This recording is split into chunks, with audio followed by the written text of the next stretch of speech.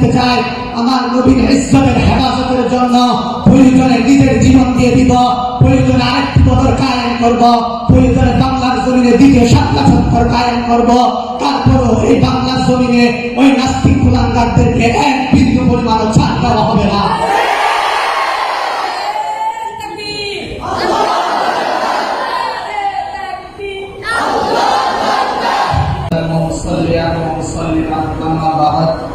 فأعوذ بالله من الشيطان الرجيم بسم الله الرحمن الرحيم ألم يعلموا أنه من يحادد الله ورسوله فأن له نار جهنم خالدا فيها ذلك الخزي العظيم।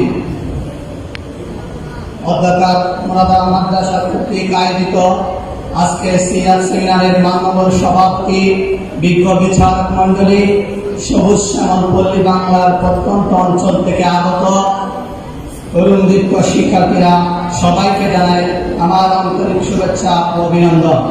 আমি সময়ের সংক্ষিপ্ত পরিসরে আমার আলোচ্য বিষয়ের উপর যতটুকু সম্ভব আমি আলোকপাত করার প্রয়াস চালাবো ইনশাআল্লাহ। মুহতারাম হাজরিন, মহানবী হযরত মুহাম্মদ সাল্লাল্লাহু আলাইহি সাল্লাম ছিলেন একজন মহান সমাজ সংস্কারক। প্রাক ইসলামী যুগে আরবের অবস্থা ছিল অত্যন্ত শোচনীয়। গুপ্ত কলহ, যুদ্ধ বিগ্রহ, মারামারি, সামাজিক বিশৃঙ্খলা, নৈরাজ্যপূর্ণ অবস্থার মধ্যে নিপতিত ছিল গোটা সমাজ। সামাজিক সাম্য, শৃঙ্খলা, বদ্ধতা, সৌজন্যবোধ, নারীর মর্যাদা ইত্যাদির কোনো অস্তিত্বই ছিল না। সুদ, ঘুষ, মদ, জুয়া, হত্যা, লুণ্ঠন, ব্যভিচার, পাপাচার, অন্যায় অত্যাচারে সমাজ কাঠামো বসে পড়েছিল। ঠিক এমন দুর্যোগময় যুগে মহানবী হযরত মুহাম্মদ সাল্লাল্লাহু আলাইহি সাল্লামের আবির্ভাব। তিনি আরবের বুকে বৈপ্লবিক সংস্কার সাধন করে পৃথিবীর ইতিহাসে অতুলনীয় দৃষ্টান্ত স্থাপন করেন। তিনি সেই অন্ধকারাচ্ছন্ন সমাজকে নবুয়তের আলোকে উদ্ভাসিত করেন।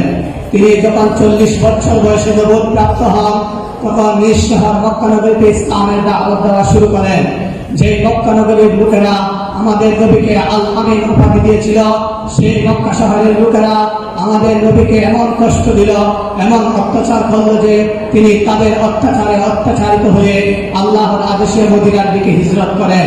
মুহতারাম হাজরিন, পৃথিবীর ইতিহাসে তিনি সর্বপ্রথম মদিনা সনদের মাধ্যমে লিখিত সংবিধানের গোড়াপত্তন করেন। সেই লিখিত সংবিধানের আলোকে মহানবী হযরত মুহাম্মদ সাল্লাল্লাহু আলাইহি ওয়াসাল্লাম মদিনায় ইসলামী প্রজাতন্ত্র প্রতিষ্ঠা করেন। সম্মানিত সুধী, মানব সভ্যতার এমন কোনো ক্ষেত্র নেই যা নিয়ে তিনি চিন্তা ভাবনা করেন নাই। সভ্যতার ব্যক্তি নির্মাণে তিনি সর্বজনীন সংস্কার কার্যক্রম সমূহ সম্পূর্ণ করে গেছেন, যা সকল যুগের জন্য প্রযোজ্য। মহানবী হযরত মুহাম্মদ সাল্লাল্লাহু আলাইহি ওয়াসাল্লাম ছিলেন পৃথিবীর সর্বশ্রেষ্ঠ সমাজ সংস্কারক। তিনি বিভিন্ন পাপসহ অন্ধকারে নিমজ্জিত আরব জাতিকে ন্যায়নীতি ও সাম্যের ভিত্তিতে একটি আদর্শ জাতিতে পরিণত করেন। তিনি আরবের ধর্মীয়, রাজনৈতিক ও অর্থনৈতিক সহ সর্বক্ষেত্রে এক অভূতপূর্ব সংস্কার সাধন করেন। ঐতিহাসিক এডওয়ার্ড গিবন মহানবী হযরত মুহাম্মদ সাল্লাল্লাহু আলাইহি ওয়াসাল্লাম এর সংস্কার সমূহকে এক অবিস্মরণীয় বিপ্লব বলে আখ্যায়িত করেছেন। এসএন ইমামউদ্দিন বলেন, মহানবী হযরত মুহাম্মদ সাল্লাল্লাহু আলাইহি ওয়াসাল্লাম এর আবির্ভাব ঘটেছিল সামাজিক, গোষ্ঠীগত, জাতীয় ও অন্যান্য কৃত্রিম বাধা অপসারণ করে মানবতার বাঁধনে বেঁধে একটি সর্বজনীন বিশ্বাস প্রচার করা ও এক সৃষ্টিকর্তার উপাসনা করা। সামাজিক সংস্কার সমূহের মধ্যে তার উল্লেখযোগ্য পদক্ষেপগুলো হল মানব সভ্যতার ভিত্তিতে সমাজ গঠন করা, নারীময় সমাজের মর্যাদা প্রতিষ্ঠা করা, দাস-দাসীদের সম্মান দান করা, প্রতিবেশী তিন মিসকিনদের অধিকার নিশ্চিত করা এবং সমাজে শান্তি প্রতিষ্ঠা করা ইত্যাদি। মুহতারাম হাজরিন, কিন্তু বর্তমান প্রেক্ষাপটে আমরা দেখতে পাই কিছু নাস্তিক কুলাঙ্গাররা আমাদের নবীকে নারী নবী বলে কটূক্তি করে, তারা আমাদের নবীকে চরিত্রহীন বলে কটূক্তি করে, তারা আমাদের রাসূলকে সমাজ বিরোধী বলে কটূক্তি করে। তাদেরকে আমরা স্পষ্ট ভাষায় বলে দিতে চাই, তারা হয়তো জানে না মুসলমানদের ইতিহাস ঐতিহ্য, তারা হয়তো জানে না আমাদের ইসলামের ইতিহাস ঐতিহ্য, তারা হয়তো জানে না আমাদের নবীর ইতিহাস ঐতিহ্য। মুসলমানদের ইতিহাস বদরের ইতিহাস, মুসলমানদের ইতিহাস উহুদের ইতিহাস, মুসলমানদের ইতিহাস জিহাদের ইতিহাস। সুতরাং কেউ কোনো নাস্তিক বেঈমান যদি মনে করে আল্লাহর জমিনে তারা আমার নবীকে গালি দিয়ে স্বাভাবিকভাবে পার পেয়ে যাবে, তাদেরকে আমরা স্পষ্ট ভাষায় বলে দিতে চাই, আল্লাহর জমিনে যদি কোনো নাস্তিক কুলাঙ্গার আমার নবীকে গালি দেয়, আমার নবীকে নিয়ে কটূক্তি করে, সে যদি অবিলম্বে ক্ষমা প্রার্থনা না করে, তাহলে রব্বে কাবার কসম করে বলছি, আল্লাহর জমিনে থেকে আল্লাহর জমিনে তার গর্দান থেকে তার মস্তককে আমরা আলাদা করে দিব।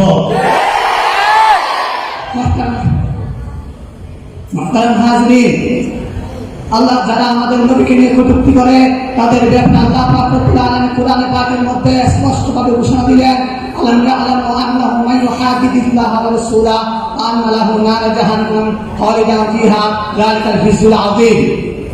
তারা কি জানে না, যারা আমার রাসূল তার বিরুদ্ধে আল্লাহ তার রাসূলের বিরুদ্ধে আচরণ করে তবে নিশ্চয় তার জন্য রয়েছে জাহান্নামের আগুন, সেখানে সে স্থায়ী হবে।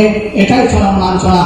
মুহতারাম হাজিরিন, আর যে নাস্তিক কুলাঙ্গারা আমাদের নবীকে নিয়ে কটূক্তি করে তাদেরকে আমরা স্পষ্ট ভাষায় বলে দিতে চাই, আমার নবীর ইজ্জতের হেফাজতের জন্য প্রয়োজনে নিজের জীবন দিয়ে দিব, প্রয়োজনে আরেকটি বদর কায়েম করব, প্রয়োজনে বাংলার জমিনে দ্বিতীয় শাপলা চত্বর কায়েম করব। তারপরও এই বাংলার জমিনে ওই নাস্তিক কুলাঙ্গারদেরকে এক বিন্দু পরিমাণও ছাড় দেওয়া হবে না।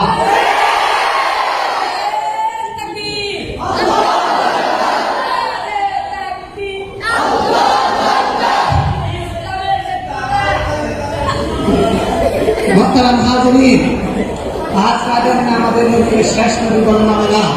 তারা আমাদের নবীকে, তারা মির্জাফর আহমদ কাদিরকে শেষ নবী বলে দাবি করে, তারা আমাদের ধর্মকে বিকৃত করে, তারা আমাদের রাসূলকে নিয়ে কটূক্তি করে। তাদেরকে আমরা স্পষ্ট ভাষায় বলে দিতে চাই, ইসলামের একটি পরিভাষাকে নকল করে কাফের বেঈমান ব্যবহার করবে, আর সরল মনা মুসলমানদের ঈমান হরণ করার চেষ্টা করবে, আর এই রাষ্ট্র কোনো ব্যবস্থা নেবে না। আর আমরা যখন আওয়াজ করে কথা বলি তখন আমাদের দুষ খুঁজে বেড়ায়, তখন আমাদেরকে কারাবন্দী করা হয়। ধর্ম আমাদের অধিকার, ধর্মকে সংরক্ষণ করা আমাদের অধিকার। আমাদের ধর্মের নামে বিকৃত ধর্ম কেউ চালু করবে, এটা আমরা কোনোদিন সহ্য করব না। মুহতারাম হাজিরিন, কিন্তু আজ অত্যন্ত আফসোসের সঙ্গে বলতে হয়, ওই নাস্তিক কুলাঙ্গারেরা তাদের রাজনৈতিক নেতার বিরুদ্ধে কথা বললে তখন স্বাধীন মত প্রকাশের কথা বলেন না, অথচ শত কোটি মানুষের প্রিয়তম ব্যক্তিত্ব, সর্বাধিক ভালোবাসার পাত্র, মানবতার মুক্তির দূত নবী মুহাম্মদ সাল্লাল্লাহু আলাইহি সাল্লামকে নিয়ে যখন নির্ভুল কিংবা বিবেকহীন সমালোচনা করা হয় এবং তার বিরুদ্ধে অশালীন কটূক্তি করা হয়, তখন তারা স্বাধীন মত প্রকাশের দোহাই দেয়। এমনকি রাজনৈতিক নেতার বিরুদ্ধে কথা বলায় তৎক্ষণাৎ চাকরি হারাতে হয়, এমনকি দিন না বেরোতে জেলে বন্দী করা হয়। আর আমার রাসূলের নামে সমালোচনাকারী এবং ইসলামের তীব্র কটাক্ষকারী ব্লগারদের রাষ্ট্রের প্রশাসনের নিরাপত্তা। আর যখন আমার মুসলিম ভাইরা ওই নাস্তিক ব্লগারদের বিরুদ্ধে কথা বলে কিংবা আন্দোলন করে, তখন প্রশাসন অথবা অপশক্তি তাদের আঘাত করার চেষ্টা করবে, রব্বিকে আবার কসম করে বলছি, তখন ওই প্রশাসন এবং অপশক্তিকে আমরা আল্লাহর জমিন থেকে উদ্ধার করে ছাড়বো। মুহতারাম হাজিরিন, আজ যারা আমার নবীকে নিয়ে কটূক্তি করেছে, সে যে ধর্মাবলম্বী হোক না কেন, সে যে রাজনৈতিক দলের সদস্য হোক না কেন, স্পষ্ট ঘোষণা হলো, নবীর দুশ্মনের কোন রাজনৈতিক পরিচয় নাই, নবীর দুশ্মনের কোন বংশীয় পরিচয় নাই, নবীর দুশ্মনের কোন রাষ্ট্রীয় পরিচয় নাই। নবীর দুশ্মনের একটাই পরিচয়, সে মানবতার দুশ্মন, সে বিশ্ব সভ্যতার দুশ্মন, সে আল্লাহ নবীর দুশ্মন, সে আমাদের জানের দুশ্মন। মুহতারাম হাজিরিন, আজ আমার আল্লাহর জমিনে আমার নবীকে নিয়ে কটূক্তি করা হবে, আর তোমরা চুক্তি মেরে বসে থাকবে, এটা কখনো হতে পারে না। তাই শেখ খুদা হযরত আলীর দলে বলিয়ান হয়ে হামজার ক্ষিপ্রতা বুকে ধারণ করে নিয়মতান্ত্রিক পন্থায় ময়দানে ঝাঁপিয়ে পড়তে হবে। জেগে ওঠে হে সালাউদ্দিন আইয়ুবীর উত্তরসূরিরা, জেগে ওঠো তারেক বিন জিয়াদের নির্ভীক সন্তানেরা, অবর্তিত হও মুহাম্মদ বিন কাসিমের দুরন্ত ভূমিকায়, আঘাত খানো নাস্তিক মুরতাদদের সকল জিন্দানখানায়, আঘাত খানো চূড়ান্ত আঘাত, এবং দীপ্ত কণ্ঠে ঘোষণা করো তৌহিদ কে আমানত, সিনোं में है हमारा, आसान नहीं है मिटाना, नामो निशाना हमारा। এবার আমার সংক্ষিপ্ত বক্তব্য আমি এখানে শেষ করছি। নাসরুল মিনাল্লাহি ওয়া রাহমাতুন করিম। আসসালামু আলাইকুম ওয়া রাহমাতুল্লাহি ওয়া বারাকাতুহু।